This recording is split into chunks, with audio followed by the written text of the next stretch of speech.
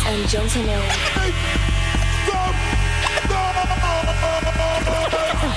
podcasting since 2005 with over 3 million downloads. You are listening to Gamertag Radio with your hosts Godfrey, Pete Rock, Paris, Pasta.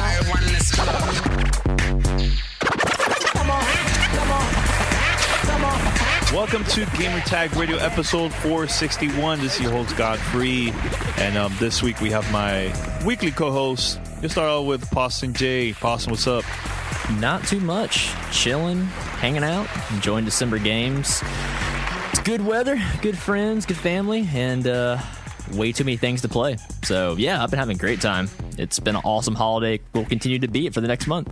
Awesome. And also we have Pete Rock. He's back, ladies and gentlemen. Pete, what's up? I'm back from the tower. I want your shards. Did I just call you Destiny Fever or whatever your name is? Like, you know. What's up? How you been, man? It's been a while. Doing good, man. Yeah, man. It's been a while focusing on life and family and stuff. Just bought a house. So, yeah. You know man, what? The last time I heard from you, you were playing Destiny so much that you didn't even have time to move completely because you were behind because of Destiny. Is it like that still? I wouldn't say I would say we were completely behind, but I'm not gonna lie and say we weren't possibly delayed from the moving and packing as a result of Destiny. Destiny just calls you back every time. It's so much fun, you know. We had this problem with our wives. Wow. It's called Destiny wife problems. Even Paris too. He just went back to Destiny. Yeah, I mean, so like, there's a hashtag now called Destiny Wife Problems as a result of a post between me, Brian, aka Truth and Justice, and Paris. So yeah, it's just nuts, you know, just seeing how this game has exploded and done everything that we didn't think it was going to do. Okay, but it's a fun problem. Yeah, it's a great problem to have. You're trying to get that light gear, right? Yeah, it's all about the raid. It's all about the raid and getting that perp and them shards.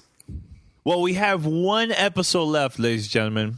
That episode is going to be the game of the year. I know everybody's going to have their own favorite game of the year. That's going to be very interesting to talk about. I think we already know what mine's going to be. I really doubt it. You split it up into different planets. Yeah, why not? Absolutely. All 5 games. The planets. Yeah, and the tower. Tower is considered... the tower's separate planet, man. Absolutely. Zord, character of the year. Dinklebot is character.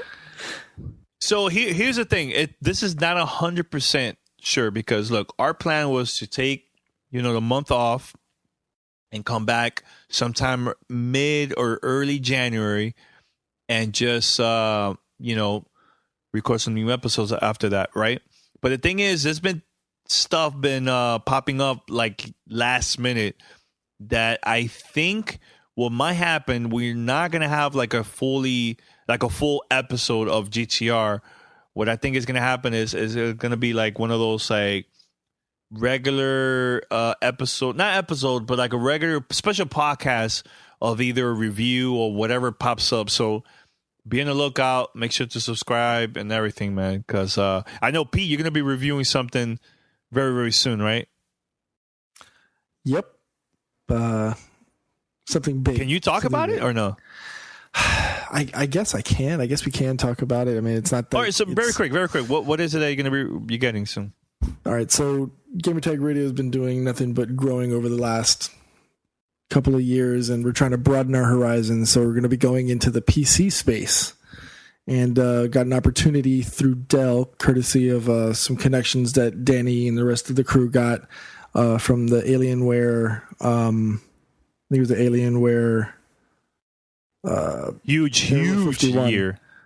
Be prepared. Yeah, so, we have a lot of things planned for next year. So much. Yeah. So from the previous review we did of the Alienware Area 51 gaming PC event. We got a great opportunity. It was like around March, something April. Like that, yeah.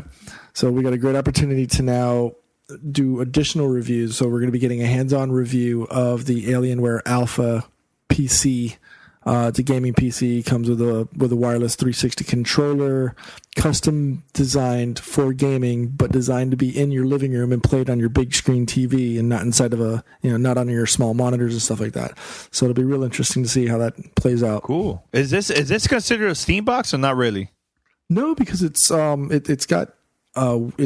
with Windows installed, Windows 8. So it's not a true Steam box per se, since it's not running a Linux That's kernel. the first thing you're going to download on it. Just be fair, honest. Yeah. I'm just trying to keep my son away from it and installing League of Legends, because I'll never get on the TV again. Oh, jeez. Oh yeah, yeah. You're going to lose that PC. Yeah, I'm never going to see it again. Especially if he gets League on it. Yeah, I mean, he's already a gold now, so So bad at that game. Ouch. Okay. It's a skill set. Yeah. All right, guys. So head over to gamertagradio.com, post your comments and feedback, and listen to our past episodes. Also, give us a call, 786-273-7GTR. That's 786-273-7GTR. Email us, fanmail@gamertagradio.com. And I believe we have a couple emails that we're going to be reading later on and stuff. So Paris is not going to be joining us this week. It's some last minute stuff just popped up for him, and he's definitely going to be joining us on next week's episode. That's going to be all about the game of the year. So I'm very like, I already have an idea what P is going to say, probably, like his fairy game, but I'm very curious to see what Paris is going to say, because he's been playing a lot of other games. So I don't know if that's going to be different from Pete's or what, but you guys probably, do you have an idea what's going to be mine for next week's episode or no? Yes. I think we know what it's not going to be. Yeah. I know. I'm debating. I have like 2 or 3 that I'm like, damn.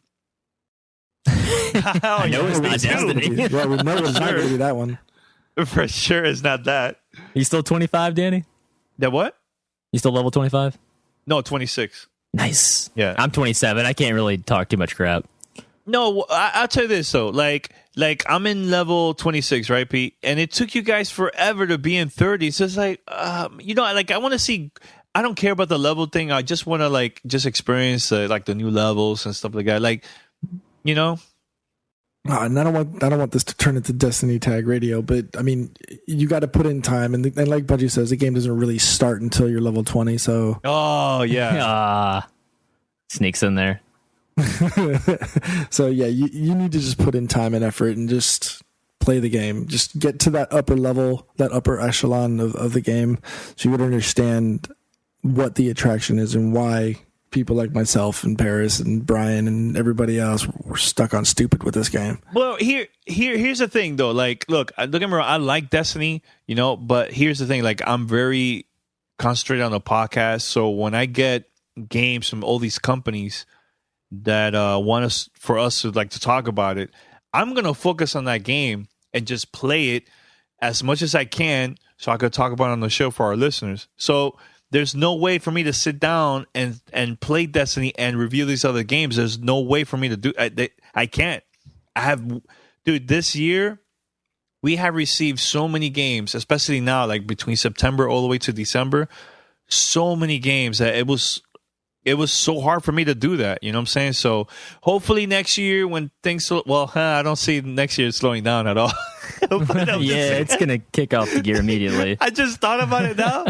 Yeah, I don't know. I'm going to try my best, but I can't. It's going to be really, really hard. Especially next year, 2015 is looking crazy too, man. Yeah. Lots of madness. But when you ever get back to Destiny, there'll be plenty of new stuff for you to play. Yeah, so. definitely. No real hurry. The game's going to be around for forever. We all know that. So yeah. I'm curious to see what the new DLC will have to throw at me. I mean, this episode, we have a lot of games that we're going to be talking about. Oh, yeah. So before we talk about this, I was going to ask you guys what you've been playing during the holidays. We already know what P's been playing. I've actually been really addicted to Far Cry 4. I'll go ahead and say that. It's actually a situation where I'll wake up, I'll be like, all right, I need to put some more time into one of these games. Save the review part for later. Review. Yeah. So I've been like, but Far Cry 4 is so interesting, and just every time I load it up, I find something new and crazy and stupid to get into, and then 2 hours go by, I'm like, maybe I should have been doing something else. But no, lots of that. I'm still rocking Assassin's Creed. It's still a lot of fun. I'm still taking my time trying to enjoy the game and not rush through it like I have past games in the series. I finished it. It's really good. Kudos to you. I even picked up Assassin's Creed Rogue, started playing that. It's fun. Okay. An interesting game. I like the setup a lot, and even though the gameplay is, quote unquote dated by unique comparisons, it's still a pretty damn well put together last-gen game. Question, which do you prefer from those two, honestly speaking?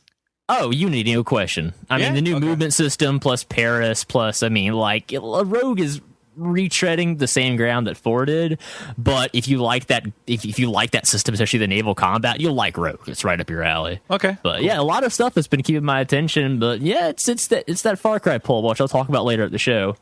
He's pulling back in. Halo, no Halo. There's been Halo, plenty of. Actually, just finished Halo 2 co-op last night with my buddy. Been playing it through slowly enough. I love it. Have not done much multiplayer. We'll talk about that in a bit. Yeah. But as far as the single player goes, yes, I've enjoyed it. I can actually Halo 1 is next on the docket, and then I'll go 3 and then 4. But yeah, I've been actually trying to savor that experience and spread it out because I don't get overburned by the Halo itis, you would call it. But yeah, overall, lots of stuff to play. Yeah. I'm enjoying it. A lot of people have been hitting us up asking like, hey, why you guys didn't talk about so-and-so, these bugs or the multiplayer and stuff like that. So here's the thing that people got to understand. We got this game 3 weeks before it came out. All right. So when we had the game, we only had the campaign. There was a lot of stuff missing. Like there was no Halo channel. Like there was a lot of stuff missing on that app. There was no multiplayer. There was a lot of things missing in the game. Even the terminals, like I love, unlocking terminals. That thing wasn't even working. So they told us, look, there's going to be on this day, we're going to have a special update, which is going to unlock everything, the multiplayer, videos, terminals, everything. And I'm there like, okay, Paris, we had everything planned out. We're like, okay, on Wednesday, we're going to get together and we're going to play the multiplayer, everything. And we even booked sessions with 343 for that week to play online. And something happened that they contact everybody from the media and say, look, the multiplayer is not live. It's not working. We'll keep you posted when it's going to go live. And I'm like, there's no way for us we're going to have time because we were flying out to Burbank for the Assassin's Creed event. So, I was like, look, Paris, and I even talked to Paris and Paulson about this. Like, look, let's review Halo, but let's only talk about that campaign, no multiplayer.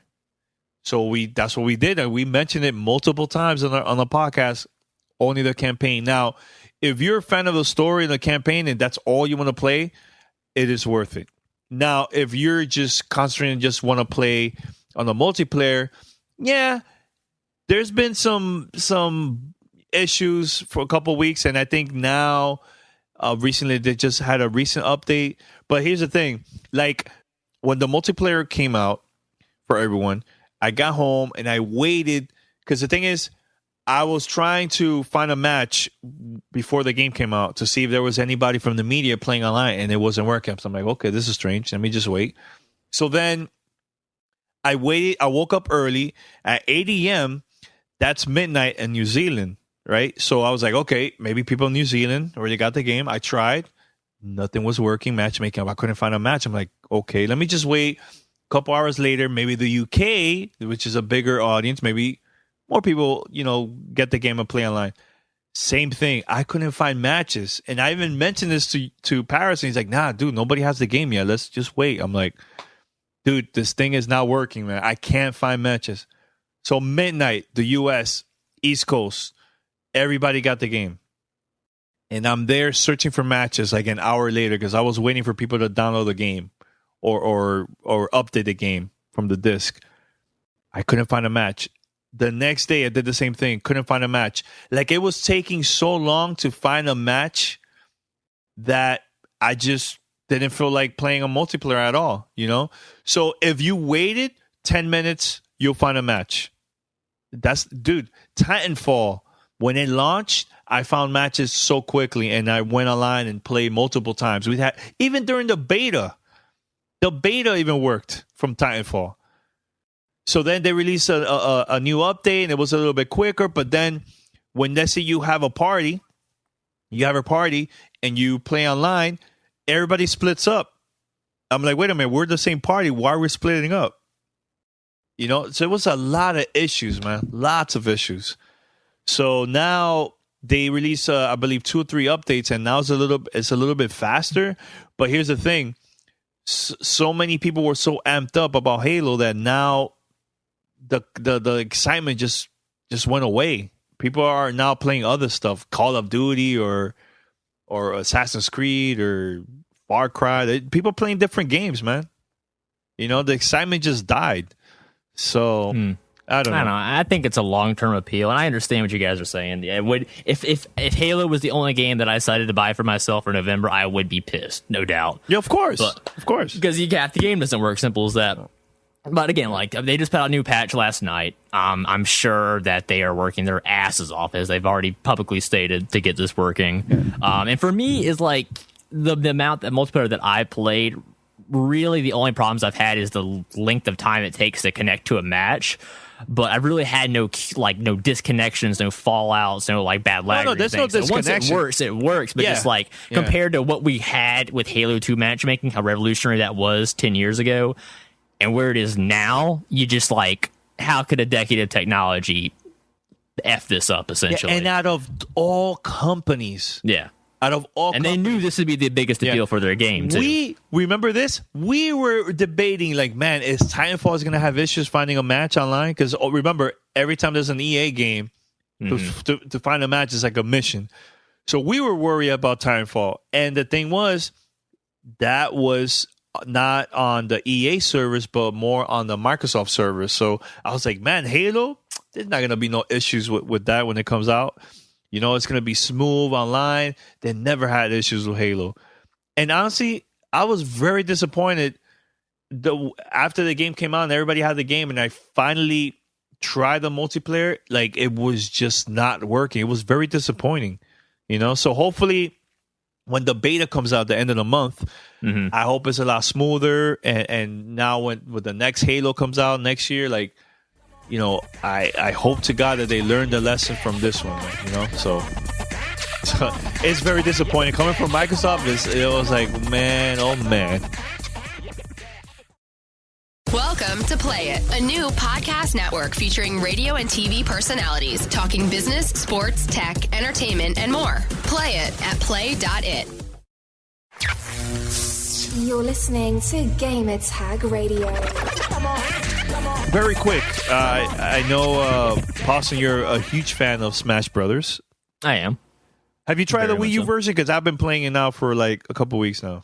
I have. Yeah, I've played it at a friend's house a couple of times now. And yeah, it's essentially exactly what I wanted, which was the 3DS game and the mechanics with the GameCube controller. So like for me, if you had any complaints with 3DS version of Smash, try the Wii version with the GameCube controller. It's great. I think it controls great. It feels great. Already the competitive community has, they don't want it because it's not Melee, and it never will be. And Sakurai, the creator's pretty adamant about that. But as a game you play with your friends, even if they don't like Smash, this game is perfect. And they don't know if you messed around with the 8-player mode at all, but that's really cool too. I have. Because like even if like you don't have enough GameCube controllers or Wii controllers, you can bust out the 3DS, use that, or you can even play controllers. Or you can even play against the computer. You could do that too. Like I did that. Like I like the modes. I like the new stages. They added stages just for Wii U version.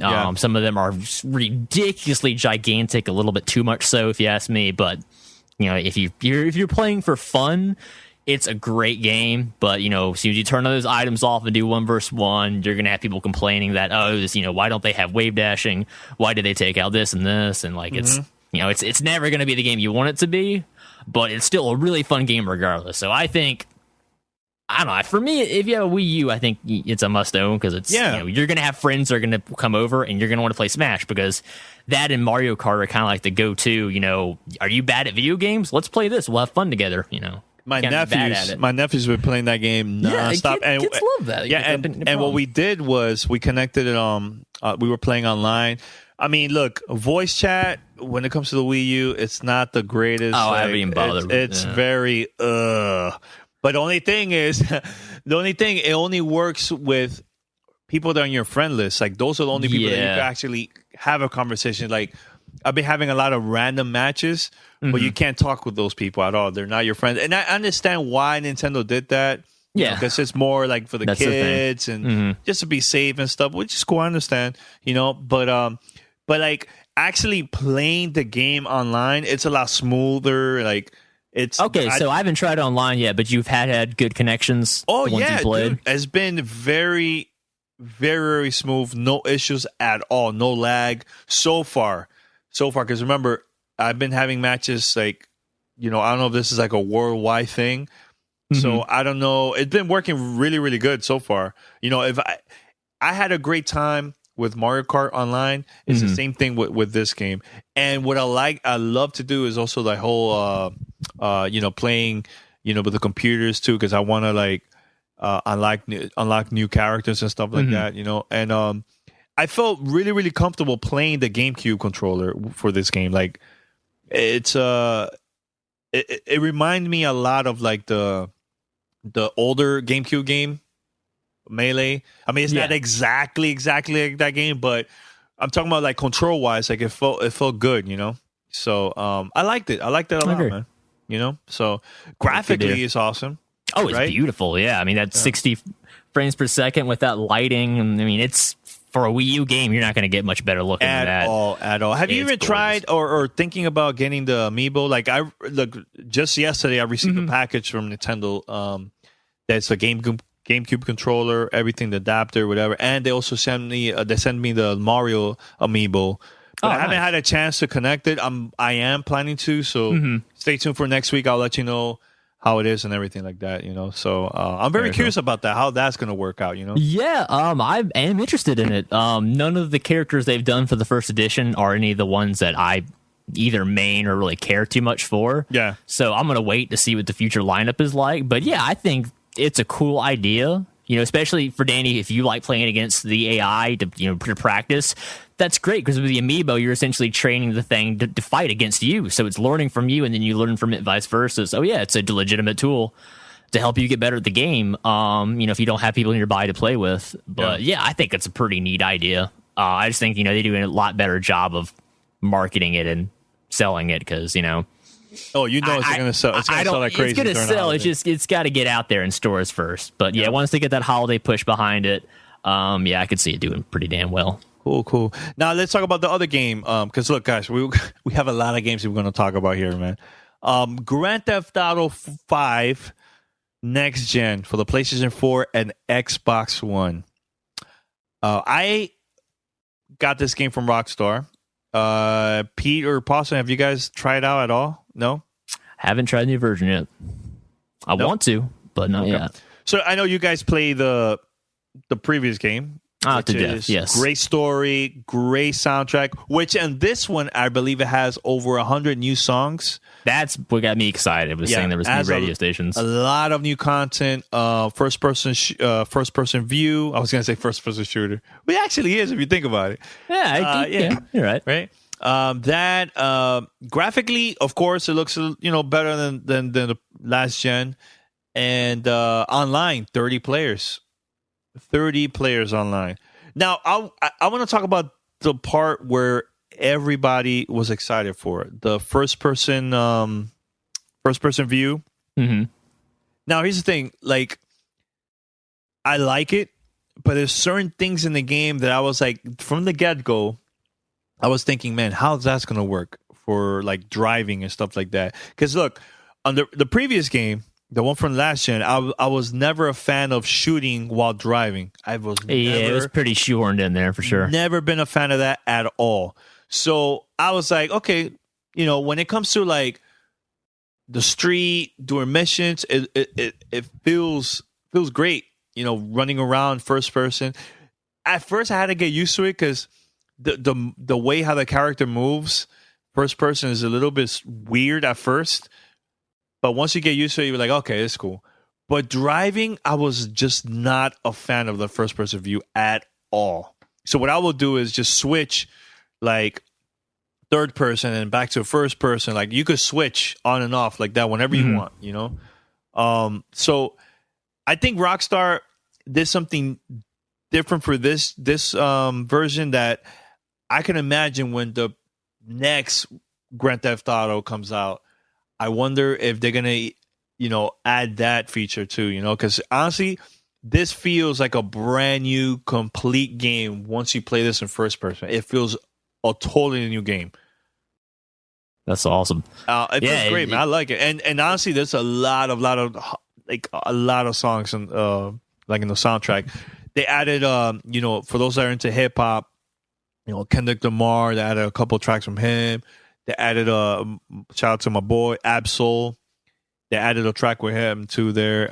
So it's cool. Really, really cool, man. So look, the online part, 30 players. Look, if you think 16 players was crazy, you know, you had to be worried about like, man, people are going to rob me here, whatever. No, it's twice as many people to rob you. Yeah, just twice. 30 people now.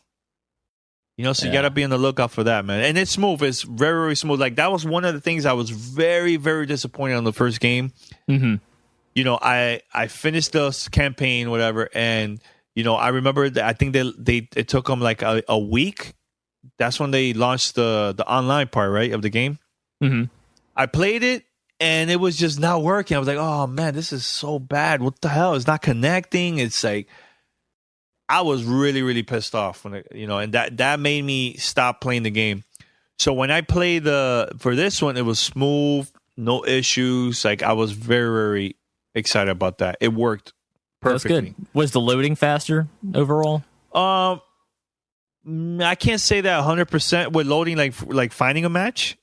Just in general, just like the initial load, the load between, you know, switching between online and offline. That was the biggest thing for me because, you know, you were making the commitment to like sit through a whole bunch of connectivity issues with the online and waiting for it to load, waiting for the other people to load, loading a job. It's just all like more than half of the game was loading, and that's why like I didn't like going to the online because it was such a pain in the ass. Yeah, I'll tell you this: like the time that I went online, it took a while. It's not as bad as the first one, but it's not super fast either. You know? Okay. I'll put it like right in the middle. You know, because look, here's the thing. Sometimes you will find a match is fast, and there's going to be matches that you might be taking a while there. That you get to see like the map of the city while it's loading there, and then it takes you to the match once they find a room with 30 players and stuff. You know. Okay. Like I said, I'm not a fan of the first person for like flying and all that stuff. I prefer to use that like if I'm running or like doing a mission like on the street, but when it comes to like riding a bike or flying or driving first person, not a fan of that at all. That's just not my thing. And it definitely looked more difficult. And from what I've heard, people agree with Danny that most people just switch back to third person whenever they get in a vehicle. Even Paris felt the same way because I know we were talking about that behind the scenes, and he was like, "Yeah, like I it just felt weird." He just changes the third person view right away once he started driving or flying or whatever, you know. So. Yeah. But first person mountain biking sounds fun, though. I would do that. Yeah, first person walking around the city, awesome. I love it. It's awesome. First person people punch people in the face. Is that still fun? Yeah, that's the best part about GTAV. Just walk up to somebody and just clock them. And let me tell you, man, like shooting somebody first person close, I found it like it was bad on another one. The last game, pretty disturbing. Very disturbing. Yeah, I have to say that. The game's a little fucked. Yeah, I don't know, man. Yeah, like I remember shooting someone and they hit themselves on the wall. I was like, damn, okay. I've been a little bad about this. Yeah, yeah, it's not an easy life you live in being a GTA game banger for sure. So I just want it's definitely a game I can't wait to try. I'm sure I'll look for some kind of Christmas deal. But yeah, from everything I've seen, I definitely would want to play that game all over again just for that. Yeah. Not only the first person, but like, did you feel the world was more alive? Because apparently they added more wildlife, more cars. Like there was just more stuff going on. Did you feel that way when you were playing? It said more wildlife. Well, look. Yeah. Yeah. But here's the thing. Like, maybe I wasn't paying attention when I was playing like the third person, but like first person, I felt like maybe because of the view, it felt like a lot more things is happening, but maybe it's not. Maybe it's just me, you know. I don't know. Maybe it's because of the whole first person experience. I think that changed the game. That's why, like I said in the beginning, it feels like a totally brand new Grand Theft Auto game. You know. Yeah. So just got my interest. Yeah, it's good. It's good. Look, highly recommend it. If you guys like the last one and you want to play this again, go for it. You know, and one thing I have to say, I transfer my money from the first game on the 360. I transferred to this one, and it was smooth. I didn't have no issues. I know people were having issues with the first couple of days when it came out, but there was a quick update, and Rockstar fixed it right away. You know, so that worked out well. Welcome to Play It, a new podcast network featuring radio and TV personalities talking business, sports, tech, entertainment, and more. Play it at play.it. You were listening to Gamertag Radio. So, Possum, let's talk about this. Dragon Age, man. I've been playing that nonstop. Can't front. I've been playing that nonstop. While P and Paris are like in Destiny world, I'm in Dragon Age world. Yeah, I'm in Fantasyland. Yeah, I'm in fantasy. I'm fighting with dragons and all that stuff, man. So I'll tell you this before you start with your review. Like, I was reading the reviews from everybody. Oh my god, 10 out of 10, and I'm like, okay, let me. I bought the game, I purchased it, and I was like, open mind. Started playing, and I was like, yeah, it's an average game, you know. But then when I got deep into the story, and the part that I was like, holy crap, was like basically in the middle of the game, like the middle of the story, the campaign. I was like, wow, this is epic. Like, this is so good. So good. If you're a fan of RPG games, like, I was I can see now why sites consider this game as a game of the year contender. Like, now I see it took me some time. Like the first few hours, I was like, oh, okay, it's cool. I just got addicted. Like, I was trying to figure out what to do. Like, I didn't know what the hell I was doing in the game at first. But then once you figure it out, man, it is a long game. Right now, I have 50 hours in the game. Whew. 50 hours. That's all I've been playing nonstop. 50 hours. What class are you playing? Warrior. Cool. You playing what? Human? Human, yep. I've been doing that. Nice. Now, have you played the previous 2 Dragon Ages before? No. Okay, so this is your first experience. That's what I was saying. Like, that's what I was saying. Like, I felt this game was very different to me because I'm not used to this type of RPG game for this. Like, yeah. It's better because of the world building they've done, especially in the first game, of establishing, where you are, what you're doing, what are the political intrigues between the different nations. But really, all that is summarized in the beginning of the game. So no, you do not need previous experience. The games were interesting because of the plot point of the Mages versus Templars feud. Playing the first 2 establishes why there's animosity between the 2 groups, and then why they're now at war with each other, and why you're having to solve this problem for the rest of the continents. But really, no. I mean, the game is pretty damn good about just like incorporating new players. As Danny said, he was welcomed right in. There was no parts he's really, overly confused about, because the game is great about its exposition. There's written stuff down you can pick up. You can talk to people for narrative. The game explains a lot of stuff as you're walking around. So there's a rich world there. It's one of those scratch the surface games where if you dig really deeply, you're going to find a lot of cool lore stuff. But there's also, you can just go run around and play the damn game. My opinion's a little bit more mixed than Danny's, as a huge fan of the first game and a person who tolerated and finished the second game. Okay.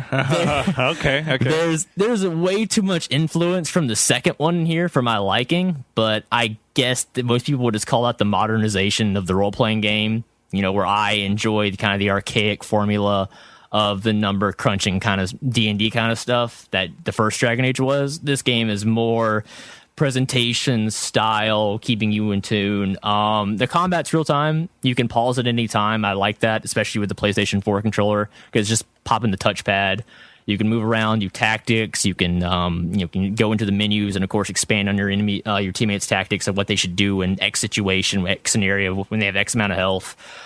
So the strategy is there. It's just you're really not going to need it early on, depending on what difficulty you play on. Later on, yeah, you're going to need that stuff. But on normal, it's pretty straightforward of attack, get new abilities, level up. So, like, while the gameplay is not, I guess, what I wanted as, I guess, a traditionalist is the word you would use, the rest of the game makes up for it.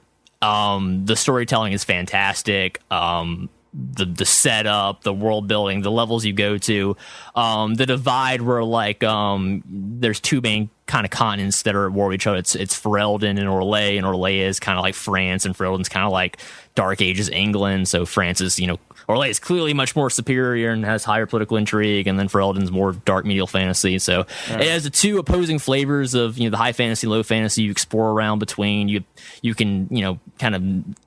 You're kind of like the guy in charge, so you're in charge of there's a war table you can go to send out scouts to do certain missions, to recover resources. You can go and do diplomatic missions by yourself, and I just like the way the game's laid out a lot. As Danny said, this is a game you're going to chunk a good amount of time into.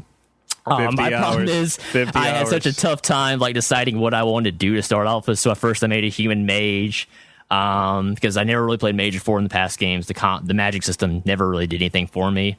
But that's the thing, you could switch. That's the thing I like about that. You could switch switch with your crew, like the people that you picked for your mission. So you actually picked 4.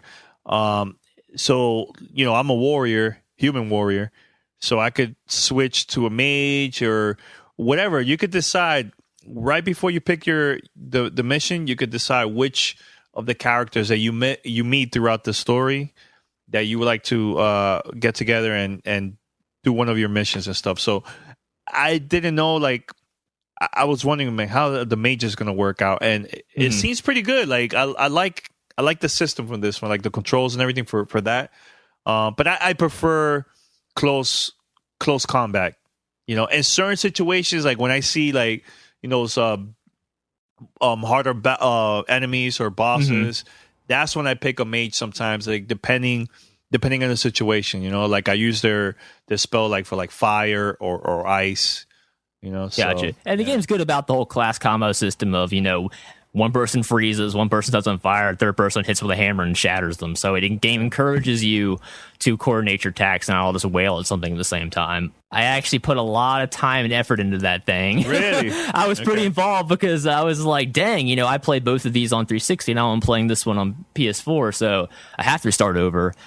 I was pretty impressed by the keep system. It's a little overwhelming, though, to ask you to remember the choices you made 5 years ago in a video game. So it's kind of like, I don't really know. I'll pick the good option, I guess. Once you get it set up and saved, it's cool because any future Dragon Age 3 character you make, you can just auto-load your custom world in. So even if you haven't played the first 2, you could still go into keep and be like, well, I want to customize my world to be like where, the original hero from the first game, spoilers, he should be in charge of this thing, or he should be dead, or vice versa. So you really are changing the whole scope of the game by playing with the keep system, but you can definitely just do the default thing as well. I will bring this up because this kind of pissed off a buddy of mine. It wouldn't piss me off too, but BioWare for the longest time was so hesitant on whether or not they were going to admit that you could do cross save over system. So if you had your 360 Dragon Age saves, moving those to the 1 somehow to playing that on the 1, and that never worked and panned out. So they were just like, F it. We're just going to do the keep system instead for everybody. So, this one guy who was going to buy, a friend of mine was going to buy this game just on 360 so he could have that complete story experience. He still got burned because he still had to go in and use the keep system like everybody else. And then he was like, well, I'm just going to buy it on the 1 anyways. So if you're a hardcore person and you've been keeping your save files last 2 games, it sucks. I'm sorry. You just kind of have to put up with the keep system to deal with it. But that it is in depth enough where you are pretty much getting the bulk of your experience back of all the important choices you made. Because again, you know, I haven't talked to any of my other friends, haven't picked this up yet. They're waiting for the sale or something. But I'd be curious to see like how different my world state was versus, you know, Danny's or some other people's I know, because it really does change a lot of stuff happens in the first two games. And, you know, if Danny's remarks on the occasion and how much crazy stuff happens in this one, I'm sure there's a lot of cool stuff. Oh yeah, to build your story even farther. So yeah, like if you like BioWare's RPGs, you're really gonna enjoy this. I guess I was hoping for a combat revolution again, the same way what 2 did to 1. I thought 3 would kind of fix 2 again, but they kind of just took 2 and just kind of hammered out the loose edges. But you know, for all intents and purposes, it works. It's not what I wanted, but the rest of the game, I think, more than makes up for it, because presentation, storytelling, you know, even just the design of the environments. They have this, you know, that nice kind of what the Dragon Age 2 aesthetic art style was, but once they took it out of that stupid Kirkwall city and actually put it in actual regions in the wilderness, it looks a lot better. So you have legitimate little play areas that are a good chunk of size that you could explore around before it forces you to go, oh, hey, now you have to load another area to go walk around in. So a lot better about not recycling old environments like the past games were. So far, I'm enjoying it. But, like, I'll say this, it has not hooked me like the first Dragon Age did. Have you tried a multiplayer very quick? No? I haven't tried it yet. I haven't, because I've been concentrating on that. You'll have to check that out and get back to listeners on that. But yeah, that interested me. I would want to see, you know, what the actual content is, because I know it's something different. It's not, you know, I think I'd love for drop in, drop out co-op for this, because I mean, I don't know if you guys remember Fable 2's co-op system. Little glitchy, but I thought it was a great idea of hopping in and out of another hero's world to go. Okay, you know, because this would be perfect for this game, especially when all the worlds are so completely unique from each other. But you know, as far as single player goes, I don't think you can go wrong with this. I mean, unless you're obviously waiting for The Witcher in February. You know, that's a completely different experience for a completely different kind of person, probably. But as far as your traditional RPG experiences, this is a fun game. You should definitely check it out. Well, we're going to very quick. I believe we only have like 2 more games we're going to review, because that was a long list, and we're probably going to save it for like next time and stuff. So, yeah. All right. So, Geometry Wars 3, Pawson. Yep. Pete, have you ever tried it, Geometry Wars 3? I haven't even had a chance to turn on my Xbox 360 since I moved, dude. Oh, okay. All right. I'm hooked. I'm hooked. Yeah. I'm hooked. Agree on that. That's one. All I have to say. I'm hooked. Yeah, hooked, I didn't know what else they could do to that formula, but I really have enjoyed the new innovations that they've done to not only the game modes, but the map design. Yeah, I mean, it made me kind of feel like I had to learn how to play the game again. Now, I have to say this. Maybe just me. A lot of people might disagree with what I'm about to say.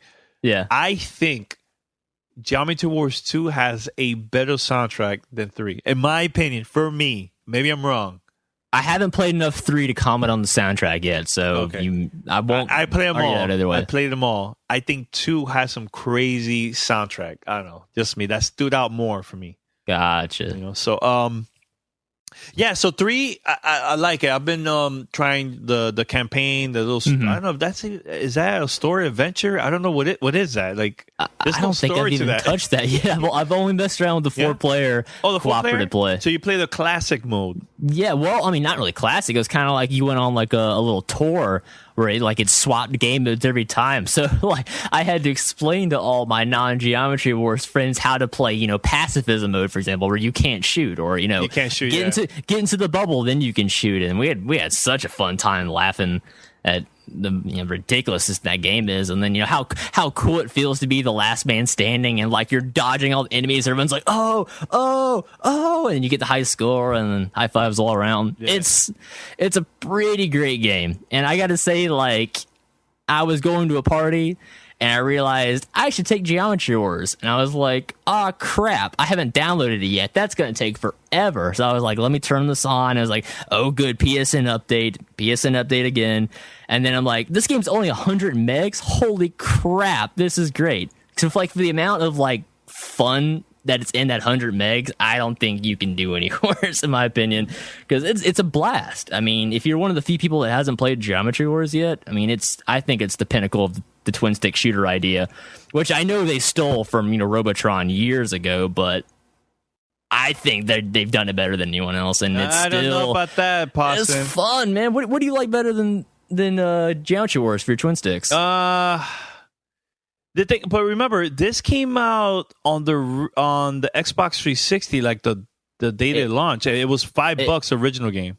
Yeah, they also had the prototype version in Project Gotham Racing in the original Xbox too. Yeah, you're right. You're right. But I'm talking about like that idea. For me, when I played the first Geometry Wars, that was a completely new concept of twin stick shooters because I was too young for that part of the arcade scene. I was the late arcade scene. So I'd never played a game like that before, and I thought it was genius. And of course, a lot of indie games since then over the place have done that style of gameplay. But I think Geometry Wars just has that tight controls down to the key, and that's what makes it fun. I feel like I'm only dying because I messed up, not because the controls are bad or, something happened. Like, I feel completely controlled my little ship. It's all skill. Yeah, and that's what makes it such a compelling game for, something that looks so simple when you first look at it. But once you get into it and you want those high scores and you're going after your friends for high scores, I mean, it's competition. You know what's the funniest thing about this, too? What's that? Here's the thing that I love about Geometry Wars is actually checking out the leaderboards. So with 1 and 2, while you're playing and you're getting that high score, they'll compare like your score, and on top you see like the name of the person like that's on your friend list. Mm-hmm. If you surpass everybody from your friend list, then you're gonna get to see people from all over the world. They'll pick like the one that's as closest to your score. So, man, I've been like batting it out with Nick Chester from Harmonix, and I've been playing against also the King. So every time we beat each other's score, we take a screen, like a picture of it, and we'll send it like on Twitter, and we just like talk smack and stuff. So, nice. Man, dude, I'm so addicted to this game. So what I do is every morning when I wake up, get my coffee, get ready. I'm ready changed before I go to work. I play 30 minutes of Geometry Wars 3 every day because that's a good way to turn your brain on in the morning. Yeah, sure. So I'm hype.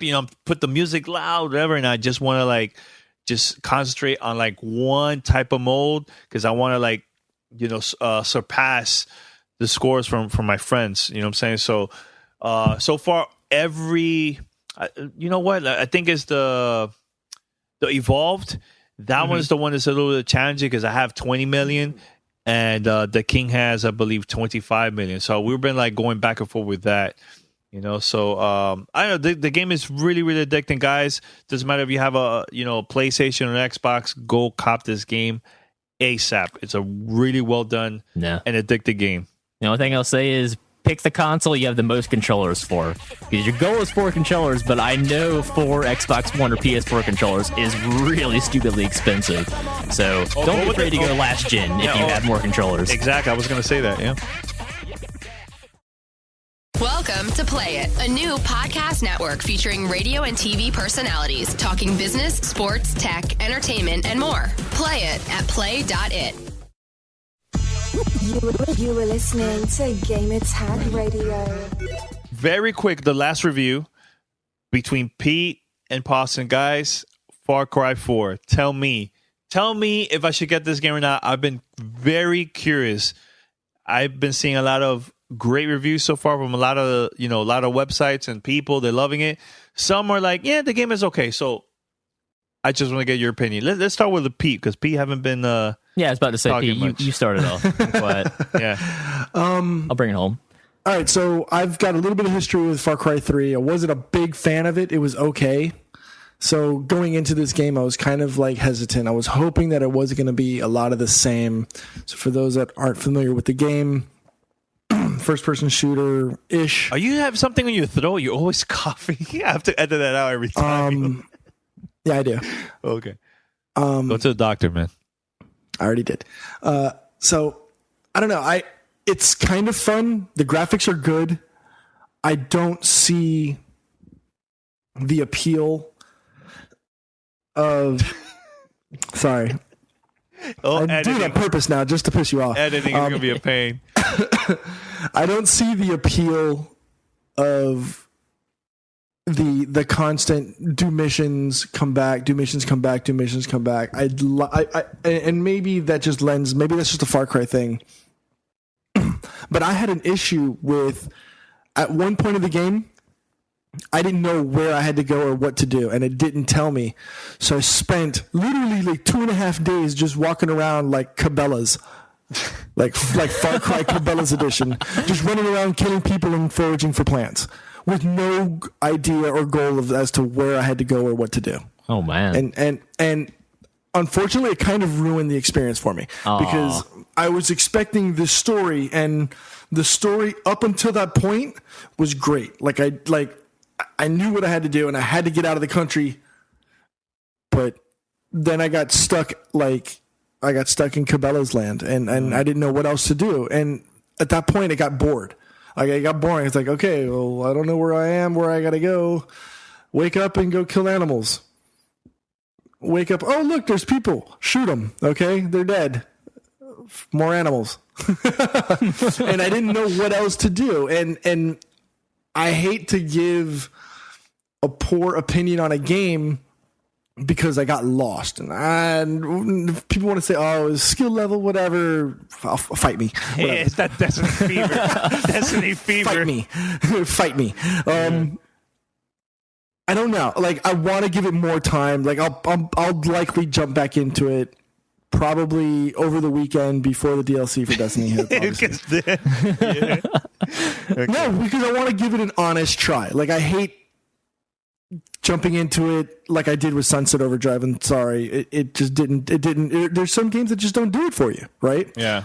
But Far Cry did that after the third hour, like the fourth hour of just running around and killing things. Oh, look, there's an ATV. I can't drive it because the driving mechanics for me sucked. I'm sorry. That driving mechanic on that ATV is garbage. And I didn't get a chance to see any of the other stuff that you see in the commercial, with the boat and your although I will say using the glider is really cool.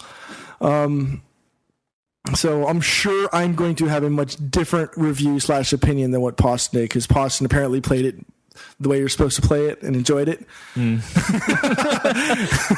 Maybe. But for me, I got stuck in Cabela's land, and that killed it for me. So I want to go back into it, and maybe I'll be able to jump in and do another recorded session of just me giving my after the fact opinion. During our vacation break, people will be working throughout the whole month. Yeah, maybe we'll see. Yeah. And if I can jump and do it on the alpha, maybe I'll do it on the Alien Alpha, right? All right, yeah. So I'd like to put more time into it. Unfortunately, I couldn't because it sucked all the fun out of it, having to just revert to Cabela's 2014 in Karat. So okay. I feel you. Boston, very quick, go for it, because we have answered some fan mail questions. Go for it. No, you got it.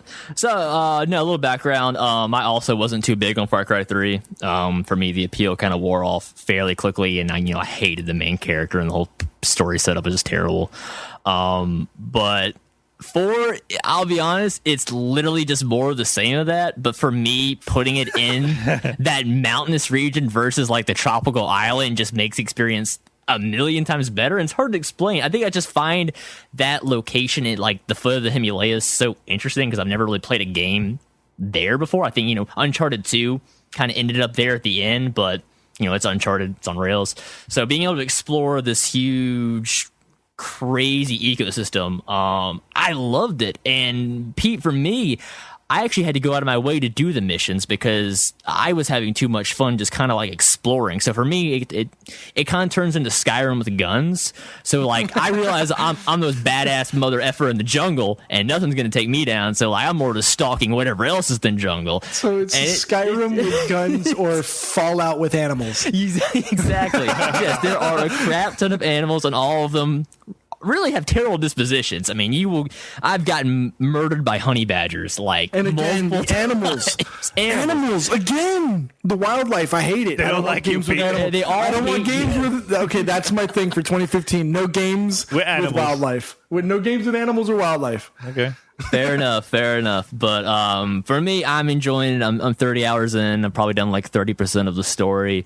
But just I love the design. You start off in one section of Karat, and the rest is covered in that fog of war, and it says go liberate bell towers and take over outposts and attack fortresses.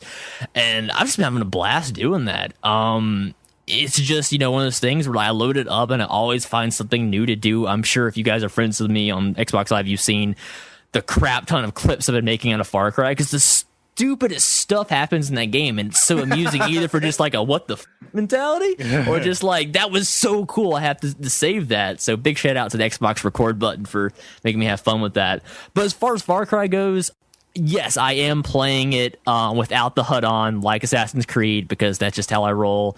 So there's nothing on the screen except my gun and, the blinking thing of where to go. So that's really fun to be jumped by everything because you can't see it coming. I like the design. The weapons are great. I've only probably unlocked a fourth of them, and there's so many cool, things you can do to them, as far as putting silencers on things that shouldn't have silencers, or sawing off a shotgun to make half a shotgun that you can shoot while driving on the ATV. I'll admit with Pete, the driving is not the best driving in the world by any means, but as far as just driving until you hit a tree and then saying F it, get out of the car, find something else, it's great. As long as you treat vehicles as disposable and aren't attached to them, the game is fantastic. It's like it's like you're tapping into your inner Mandy. It's like, look, vehicle crash. Okay, this is great for the next 20 feet. Throw it away. It's great. But now, once you get the wingsuit, you can jump off high cliffs and then fly essentially like a squirrel to your objective, and pull the parachute and land. The boats are great, like you said. The gliders. You get a little gyro, little tiny helicopter you can fly around, and you can shoot from that and run into people in the air with the blades, or just hop out of it and skydive down. I just haven't found something that bores me yet about the game. I think the design is great. Again, it's not revolutionary by any means, but as far as taking that idea from last gen and really refining it down, I think this is the best Far Cry seen easily since the first one on PC. And even that game, as amazing as it was, I think this is way better. So I think if you're any kind of Far Cry fan, you gotta try this. Any first person shooter fan, give it a shot, because honestly, it fills that void you probably have that you want Fallout 4 right now, like I do. And as far as a substitution for you can pretend this is an RPG, but it's an RPG where you are a badass. There's no leveling up. It's you and a gun, how good you are with it. And especially when you throw in the bow and arrow and all the the explosives and the throwing blades and stuff. It's a lot of cool stuff. The whole game's designed to make you feel cool. Even the story is good. You're a native to that land, bringing your mother's ashes back to plant in her homeland, but it turns out that your father was the leader of the revolutionary army that tried to overthrow the government, and he was betrayed by his friend, who is now the king of that government, and that guy's a psychopath that you beat in the beginning of the game. It's great setup. So story motivation is there, but it's also kind of if you don't want to do that, there's so much other stuff to run around. Just the stuff to explore is great. I'm rambling on now. Game. It's like a meta game. You get a game within a game. You can either play the game the way it's meant to be played, or you play Cabela's in Karat. Exactly. There is something for everybody, as long as you like hunting animals. All right, so very quick, Pete. I'll make it really quick. How did you feel about the crafting thing? Because the crafting mechanic in some games is really simple. Mm-hmm. You got to get 2 or 3 pieces. You get them together. Boom, you got new stuff. With this one, it's few and far between, and you got to really, really hunt, and you got to throw out the bait. And you got to attract animals and throw out. Mm-hmm. How did you feel about that? Early on, a little annoyed, but I felt that it never hindered me. And it was kind of like one of those things where I didn't go out of my way to get those skins, but I'd look and realize, I need to be hunting that right now. So I would kind of go and kill those things if I saw them. So yeah, I probably put 30 hours in, like I said, and I've probably gotten maybe less than half of the upgrades, but I also don't feel the urge to be like, oh crap, I can't play this game without the upgrades. So I think if you approach it with that mentality, where it's not like necessary, but it's a cool side bonus of hunting, it's fine. But yeah, like if you go in the mentality where just like you don't get any of the upgrades and you're like, why can I only hold 2 magazines from AK-47? Yeah, it's bullcrap then for sure. But yeah, like getting those upgrades does make the game more fun, because I mean, come on, it's hammer space. You can carry like tons of crap on you. It's fantastic. But yeah, minor, especially with the guns, you have to, hunt down a certain amount of things if you're going to be able to hold 4 guns at once. Otherwise, it's just 2 guns and 3 guns and 4 guns. So yeah, a little annoyed by that, but I guess I'm used to that from Far Cry 3, so it didn't bother me. But no, I think it's fine. Like, again, like you said, either you're going to like the fact that you have to hunt stuff to collect things, or you're not. So for me, it's I don't mind it, because most of the things are already trying to kill me, and the things that aren't, it's really fun to run them over. In anything, like you go off roading and you hear bum bum bum bum bum bum bum bum, and you don't even know what you hit, but you hit like 15 things back there, just flying through the woods at 90 miles per hour, and it's so much fun. And then you can ride an elephant, for God's sakes, and just go run over everything and stomp on things. And I'm pretty damn impressed. Pete's favorite ride right there. No, the elephant. It's got something for everybody. Wildlife. Wildlife. It's a wildlife tour. You have a camera too. So, wildlife. Yeah. All right, so we're gonna go now to the fan mail questions. There was a couple more games we wanted to review, but we're not gonna have time. So I'm gonna read 2 questions. There was one for Paris, but he's not here. I'm gonna save it probably for next episode and stuff. So this is the first one. This is from Eddie from South Philly. Why can't we sign in with Google Plus, or at least our CAG account? First of all, we're not Cheap Ass Gamer. Shout out to Wombat, everybody on Chippy. We appreciate your deals. Yeah. Not everyone has or uses Facebook. Love the show. Keep up the great work. Now, here's the thing, guys. Sparley was talking about the app, our Gamertag Radio app, which you could download it for free for Android, iOS devices, and also Windows Phone and Windows 8. Make sure to download that. Here's the thing. I know you wanted to know more about the whole, if it's possible to sign in using Google Plus. If you want, send your feedback to our friends over at Libsyn. Their email is support@libsyn.com. That's support@libsyn.com. Let them know your feedback to see if they can make those changes in the future for the Gamertag Radio app, and will hopefully make some changes in the future, all right? Here's another question. Dear Gamertag Radio, I would like to say that I miss Lady Luck. I never agree with anything that she said, but the show is not the same without her. True words. The Sony Defense Force has one less voice in the media, which is only plus. Thanks for a great podcast. The new intro is off the chain, by the way. That's from AJ Hova. Shout out to AJ, man.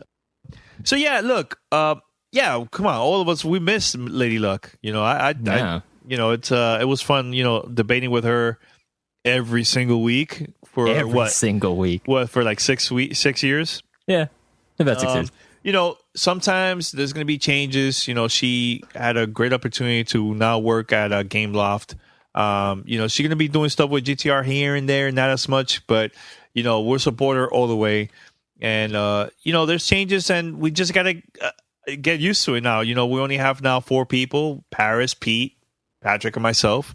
But, in 2015, we're definitely going to be focusing on a lot of working. We're going to be working with a lot of other companies too. Like, look, now Pete is now got connected with Alienware. We've been talking with PlayStation now for a while now, and they invited us to go to PlayStation Experience, but we can't go. Paris has stuff to do over the weekend, which is he could drive to Vegas. It will take him like 2-3 hours to get there. I can't go. I'm going to New York this weekend. None of us, we just don't have the time to go, but hopefully next year we could go. But that's the thing. Now that we are talking with Sony, we're going to have a better relationship, maybe have more interviews with developers that have been working games for, first party games for Sony and stuff like that. So, give us time, and you will see that there's going to be a lot of changes in 2015 with the show. And we've been planning a lot of big things too behind the scenes, which I'm not going to say anything now until it's official. So just give us time, guys. I miss Lady Luck. I know she's not around. She's Sony Defense Force all the way. But, we just have to change. You know what I'm saying? So anything you guys would like to say? Pete? Pawson? Oh, I'm tearing up over here. Nah, I miss it. We talk to Maddie every day. We talk to her a lot, so we keep in contact. It's different. Yeah. It's not like we don't ever talk to her. She's like you said, we talk to her every day. Like we're literally, our Google Hangout is probably therapy for me. Like that's how I'm able to get through the day. My wife hates it. It's like Danny's my other wife. It's crazy. Not this year. We had a divorce this year, Pete. She said that to somebody that actually works with Danny on a daily basis. So the team here, even though Mandy's moved on to Game Loft and David's moved on to his own thing, we still talk on a daily basis. Yes. So this isn't friends on a podcast. This is like family talking, on a podcast and keeping in touch every day and just doing what we love is talking about video games. So definitely, it is what it is. We wish her the best of luck, and she will be back eventually. She'll be back from time to time, throwing her mischievous ways amongst and leaving a trail of Milano cracker crumbs all over the place. Yeah, definitely. So and crashing helicopters. Yeah. And what about the plans next year, Pete? Like with the whole working with PlayStation and everything like that. Like, I mean, that's what people want because that's the thing. Like, look. Behind the scenes, you guys gotta understand. Like, we do a lot of things. Like, we stay in touch. We stay in touch with a lot of like people that from other companies, but it's not easy. You guys gotta understand. We're not an IGN. We're not a Kotaku. We're not a Polygon. We make things happen as an independent podcast. It is huge. When we do something big, it is big. It goes around, and everybody's talking about it. But people are going to understand that, we're trying. It's not like, it's all about Xbox or it's all about Nintendo. If we talk with a company and they're just not really talking to us, then we have to move on. We can't just, stay there waiting. You know what I'm saying? But now that we're talking and the relationship is building there, like I see the potential of us doing a lot more things with them, So it would have been great. It would have been over there at in Vegas for a PlayStation experience. You know what I'm saying? That would have been awesome. Yeah. So, but you were going to say, Pete, something? I caught you off? No, I forgot what I was going to say. Oh, well, screw you. Boston, wasn't important. Boston, you want to say anything else before we wrap it up? No, we can close this out. I think we've wasted enough of their time today. There you go, man. We answered that long, fan mail and stuff. So, all right, guys. So next week, hopefully, I don't know exactly when we're going to release the last episode of the year.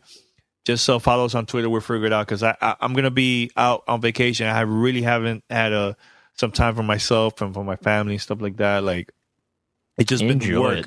Every time I go out, like for like an event, it's always like for the podcast, doing an interview or something. So this is going to be the first time I'm just going to New York to chill. Right on. And besides, look, we've been working way too much this year. I want Pete to, take his time. I want him to come fresh in 2015. Same thing with Boston and Paris. Been working really hard this year, So stay tuned, guys. All right, so head over to gamertagradio.com, post your comments and feedback, post your, your feedback and shout outs, all that good stuff. Let us know how we're doing. And, give us a call, 786-273-7GTR. That's 786-273-7GTR. Or email us, fanmail@gamertagradio.com. Download our app for Android, iOS, and Windows Phone, Windows 8. Download it is totally free. And that's about it, guys. Until next week. Game of the Year episode next week. Woo! That's going to be very interesting. We're out. Peace. See you. Later. You're listening to Gamertag Radio. Be sure to like us on Facebook. Follow us on Twitter. Tune in next time.